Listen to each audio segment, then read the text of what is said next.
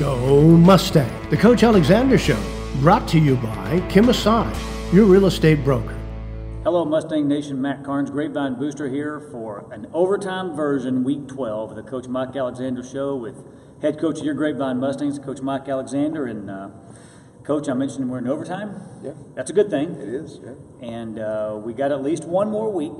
So congratulations on the big win. What a cool place to get to go play a football game. It really was. You know, I'd heard a lot about that stadium. You know, I got to coach for 4 years out in Abilene and never played a game out there, but I always heard it was really cool and a neat environment. And, you know, we got to experience it firsthand, and it was everything it was billed to be. Well, it was a great night. You got somebody near and dear to my heart. Of course, First Financial Bank, a big player out there in Sweetwater, had their big sign up on the scoreboard, so it was good to see that. But it was a great night. The weather was great. We had a great trip out, and then the game started, and you took over from there. Yeah, our kids were ready to play. You know, you just never know. You just never know about those long road trips. And quite honestly, the locker room was a little bit looser, Friday night than what I can be comfortable with. But I've learned this about our kids. They, regardless of how loose they are or whatever before the game, when we kick off, they're usually ready to roll. Yeah. Well, we'll go through some highlights here in a little while, but the final was, of course, 47-28. You got up, you had a 19-point lead at half. You got up by 33, and they weren't dead. You got to give those guys a lot of credit. Yeah, there's no doubt. I mean, their coaching staff and Caprock High School, they were ready to play, and they did get down early, but to their credit, they did not stop playing hard, and all the way to the end of the fourth quarter. I mean, they made us have to wake up and earn it. I think our kids probably relaxed a little bit. 40-7 in the third quarter. There was probably a little bit of looking toward next week a little bit, but they woke us up in a big way, and I'll be honest with you, it got a little uncomfortable there at 40-28, and until we went for it on fourth down right there and scored, to open it back up, it was kind of touch and go for a minute. Well, it was kind of touch and go, but they also had that onside kick that was very well executed on their point, and I believe it was Joe Gutowski. It was. Am I correct Joe, on that? Yes, sir. That recovered that kick, and he got it right at the 10-yard mark. So that to me was as important of a play as the entire game as we had that night. Man, every week when you're planning your special teams, just like you're planning your offense and your defense, there's things that the other team does that you want to think. You want to think, okay, we can game plan this or we can scheme this, and I came real close to taking Joe off of that team because of Joe's a senior safety. And he was about to have a tough task ahead of him to block one of their linebackers that was running down the field on kickoff cover. And I thought, man, maybe we ought to put a bigger body kid right there and give him a little bit better chance to block that guy. And then, something in my gut just told me, no, Coach, don't mess with it. You're in week 12. Joe's done a good job all year. Leave him there. And then I thought to myself, they have shown to do that little roll kick for an onside before, and I thought, man, I sure would rather Joe be there than some, bigger bodied lineman. And sure enough, they do it. Joe comes up big, makes me look smart, and so thank you, Joe, for bailing us out there. Great job. Well, and then of course the fourth down, when the question was, and we were all talking about it in the stands, what do we do here? What's Coach going to do here? Yeah, it's funny. Some of my buddies that were, at the game, coaches, and listening to on the radio were, texting me and after the game saying, man, I can't believe you didn't just kick the field goal. And, and I thought, you know what, Oscar can go out there and knock this through, no, not a doubt in my mind, but too many variables. I felt like we had a good play called. I felt like we could get them in a formation that could get us some one-on-one matchups with either Seth or Jack. One of them was going to be manned up, and so sure enough, Cade picked Jack, and that wasn't a difficult play to execute when you put a safety 7 yards on top of Jack Ertz, he's going to win that battle more times than not. Well, it turned obviously made you look pretty brilliant on that. And all of the coaching. Good players will do that to you, yeah, for sure. All of us coaches that were in the stands were calling for the field goal until Jack caught the pass, and we were like, "No, I think I'd have done that. That was a good call, Coach. Good call." It's funny how we can always second guess that. Yeah, for sure. But we'll talk about some of the players. I mean, Cade had a big night. Seth, Jack, Roshan. I mean, a lot of guys really stepped up. Yeah, well, okay, so Cade eclipsed 3,000 yards in that game. So that's a huge milestone for a quarterback to throw for over 3,000 yards in a season. So huge. Really proud of Cade in the season he continues to have. And we also know he watches the show. Oh, really? Because he corrected me at one point on how many interceptions he had, and he heard you say you don't like interceptions. Yeah. So he didn't throw any. He hears that a lot, though. Oh, does he? Not Okay. just on the show. I thought maybe he just watched the show and figured out, I guess Coach doesn't like it when I throw a pick. Yeah. Well, here's the really interesting thing, and I've said this before on the show, is the depth that we have developed this year at receiver is so big because, you look at the last couple games. So in the bi-district game, Jack Ertz was the lead receiver, had 170 yards receiving. This week it was Tehad at 180. David Clayton had an injury, staying on the sideline. Alex Vergara injured, first play of the game, staying on the sideline. Mm-hmm. And that's what I love about this football team, because it's not a one-man team. Our offensive line bailed us out, blocked well for Roshan. Roshan had a big night, went over 100 yards rushing. So we have a lot of different ways that we can continue to move the ball and get first downs and touchdowns. And who knows this week against Birdville? Who knows who's going to be the guy that has the numbers?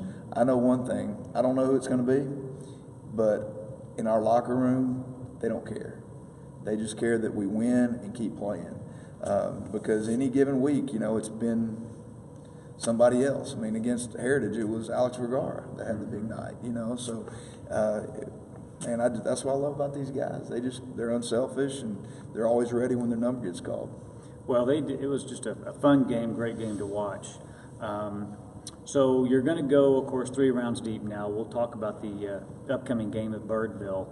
But it's an interesting week. Come back from Thanksgiving, mm-hmm. Football team still going, but you got a lot of other stuff happening around the sporting. Yeah, this is as well. This is a little bit different right now around the campus, because we're still playing football, and now we're managing soccer season getting kicked off today, and using sharing the MAC and the different fields, and we have 4 soccer teams. We've got sub-varsity, varsity, boys, girls, soccer, all trying to find field space, and their season's getting kicked off.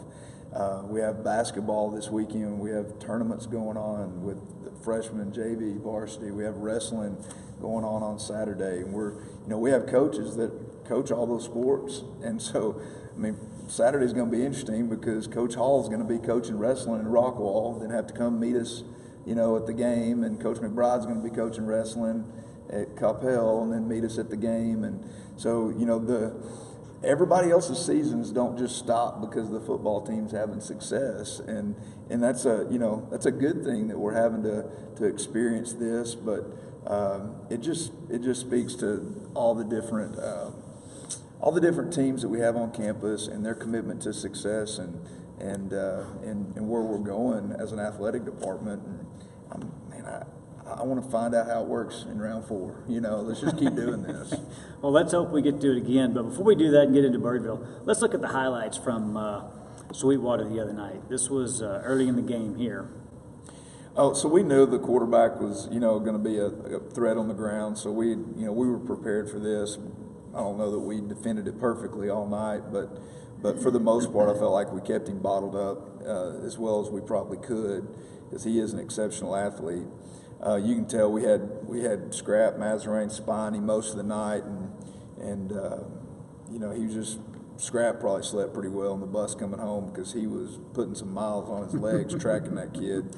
This was a big play in the game right here. They'd gotten several first downs after this on their second series, and Scrap, hit the running back and caused a fumble on third down, and we got it back. Then we go down and score and go up 14, and so that was a big momentum swing right there early.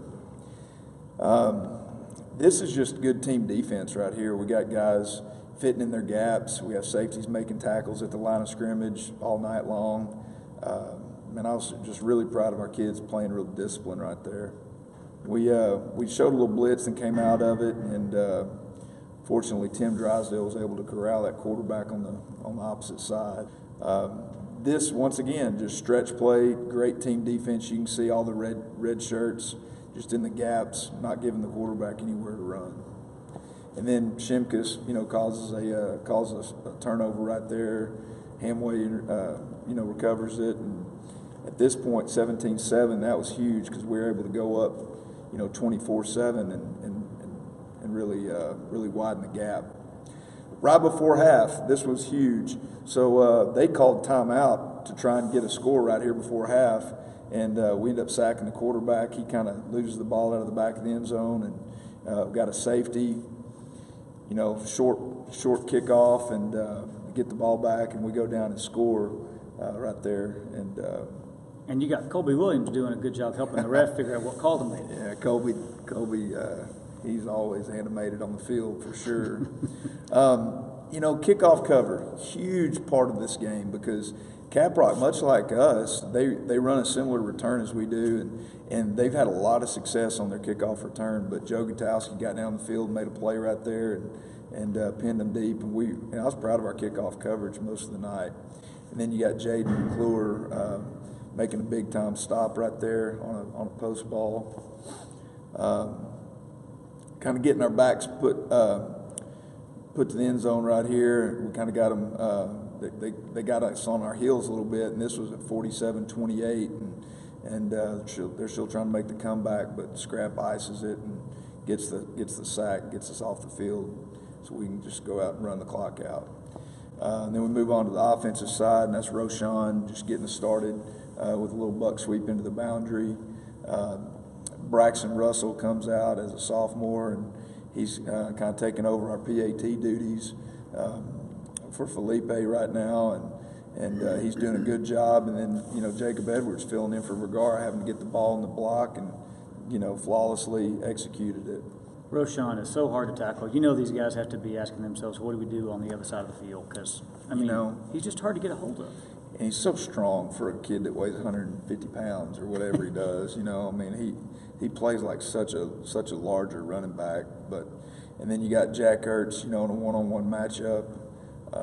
It's kind of come to that. That's we're constantly trying to find where our one-on-ones are going to be, and because we have 4 or 5 receivers on the field all the time that can win in those matchups, and then here's Jack getting loose again on the kickoff return, and you just can't say enough about all those kids on that kickoff return. They've done such a great job all year. He almost broke his second one of the year right there. I know it, and even when we don't break them. For 6, just the field position, starting near midfield every time is such a huge advantage. And then Tejada getting loose. Once again, it's kind of same song, second verse. Our kids are tough to cover one-on-one. You ask our DBs about it, they know it. They see it every day in practice. And then this is just Seth getting loose on a little glance away from the play action. He doesn't need much space. He catches it, and if you give him any room, he can take it the distance. There's that state sprinter speed. For sure. Proud of Cade right here, staying in the pocket. We didn't do a great job protecting him, but he knew he had an open receiver, and he stepped up and took a shot and delivered the pass. And man, that might have been one of my most proud plays of Cade's night right there. Then the big fourth down, like we already kind of talked about. We knew we had the good matchup with Jack right there. Cade takes it, and we'll live with that. That was a sweet play, and you had the first down anyway because you got him to jump off sides. Yes, sir. A lot of hidden yards in a football game, and I think Cade really did a fine job Friday night in punting the football. You know, he's been a little bit of a roller coaster at times, but he really had a fine night. And you know, there's a couple times where we had the ball around midfield, and I just told him, I said, uncork it. You know, don't try and kick it out of bounds or anything. Just like I think it was this one, I said, just give it all you got right here, because he does have a really strong leg when he can get the ball to turn over. And I think there was 2 times we had him pinned inside the 10-yard line, one on the 5, or one on the 1-yard line, excuse me. So and that one right there led to 9 points before before halftime. Absolutely. So good job, Kate. Yeah, he had a good night all the way around. Well, earlier in one of the shows, you talked about what we have coming. That qualified for the playoffs, if things lay out right, you get a rematch with Birdville. And good job on forecasting correctly, and good job on getting there, because here we are. We got a rematch coming with Birdville. Yeah, you know, when we played them on October 5th, I hadn't thought about the playoffs a whole lot before that night. You know, it was a second district ball game. At the time, we were 4-0. You know me, my verbiage is let's take them one at a time. You know, we play one game at a time, and I believe in that. But I will tell you, walking off that field in Coppell on October 5th, you know, after I made my way around and saw the friends that I have from Birdville and congratulated them and told them they did a good job. You know, I was walking off the field kind of by myself, and I started to do the math, and I started thinking, it's the 3rd round. You know, that's when we're going to get to do this again, and I believe that we would get there. I didn't know, you know, obviously I don't coach that football team. I didn't know at the time how good they were, or if we just didn't play as well as we could have that night.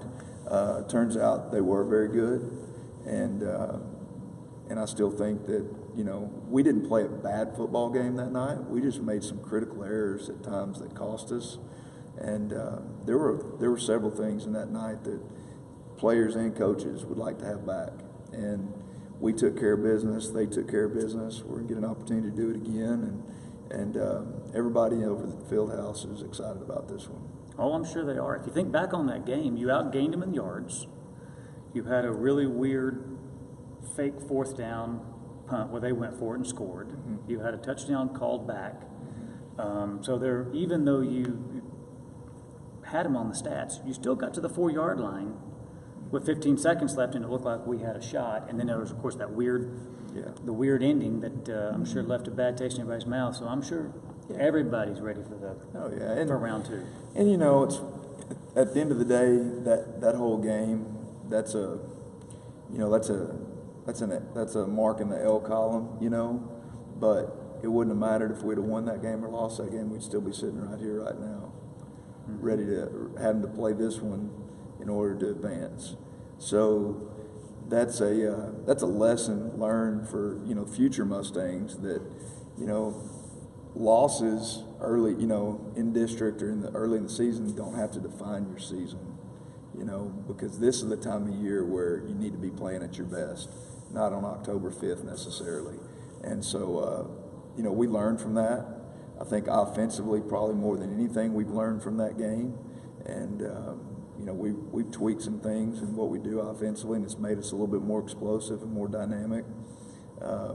And so we're excited, you know. I mean, I don't know that, you know, as a coaching staff, the big question is how much do we tweak the plan? And so we've made some adjustments, but at the end of the day, you know, it's going to be 2 good football teams getting to have a rematch, so we're excited about it. Well, it's going to be 4:30 Saturday at the Star, at the Ford Center, at the Star in Frisco, part of the Dallas Cowboys complex. So make sure we get out there and support these guys, Mustang Nation. It's a lot of fun. And you talked about them leaving a legacy better than they found it. That was a big point of Friday morning's Breakfast of Champions when you closed to get past. And so for the first time in 20 years, you've gotten past round 2. So that message was heard loud and clear and delivered by Team 99. So that's a big deal. And now I guess the question is just how far do we take this legacy? Well, you know, at this point, and I I alluded to this in my weekly email I send our parents, and there's 16 teams left in the state of Texas in our division. We're one of those. And at this point, all 16 of those teams have what it takes to win it all. And from here on out, it's about, catching a couple breaks here and there and playing well. And you have to show up and play well each week. And it doesn't matter, if your name's Highland Park, Denton Ryan, or Grapevine. It doesn't matter. You have to show up and play well, and then get a break here and there. And if those things happen for you, then everybody's got a chance to win. And we can't worry about, next week. We got to worry about this week. And I think our kids are laser focused, and we'll have a good showing this coming weekend. Well, we got Breakfast of Champions Saturday morning this week. 7:15 is when we start. Be there by 7 o'clock. Bring enough food for the players and the coaches. I'm sure we'll have another great speaker. We always do. And I think, as we talked before the show, I think Breakfast of Champions is such an awesome opportunity, and especially as you extend it from 10 games to 13 or however many, the message these kids get every week at Breakfast of Champions, I just think is absolutely priceless. I couldn't agree with you more. I mean, there's not enough hours in the day for us to coach the football the way we want to and the character development the way we want to. And so we use Breakfast of Champions as a way to infuse that character development into our kids. And I think it's so good when they see somebody that's not their football coach get up there and share pretty much the same message that we try to share with them on a daily basis, but from a little bit different angle, a guy that maybe has a little bit different walk of life, has a little different story. All the guys that come in, they can connect with our players on a different level than us as coaches or even dads can. So that's what I love about it.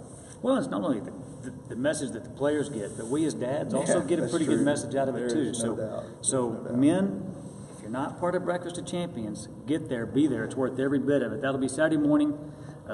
Be there by 7. Go Mustang! The Coach Alexander Show, brought to you by Kim Massage, your real estate broker.